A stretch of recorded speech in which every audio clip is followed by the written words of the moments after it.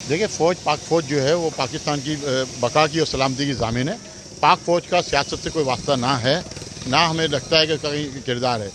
अगर किसी को किरदार सियासतदानों को लगता हो तो वो चीज़ें अपने तक रखें, ना कि अवाम में इंतशार फैलाएँ, ना मुल्क की मईशत को तबाह करें। इस वक्त मईशत वैसे ही ज़बू आली का शिकार है और उसकी सबसे बड़ी वजह पाकिस्तान के सियासतदान हैं। पिछले 30-40 साल से जो इनकी पॉलिसीज़ हैं, वो आज तक इनकी पॉलिसी से हमारी समझ से बालातर हैं, जिसकी वजह से आज मईशत डूबी हुई है। तो तकाजा ये है कि पॉलिसी चेंज की जाए और आगे बढ़ा जाए। तकाजा ये है कि मईशत की पॉलिसी जो है मईशत की इमरजेंसी डिक्लेयर की जाए, मीसाक मईशत पेश किया जाए और उसको 20 साल प्रोग्राम दे के मईशत की उसको जो है सही राह पे डाला जाए। इस वक्त माशी तौर पर जब तक पाकिस्तान मजबूत नहीं होगा, पाकिस्तान की बका नहीं हो सकती। तो ये कैसे होगा?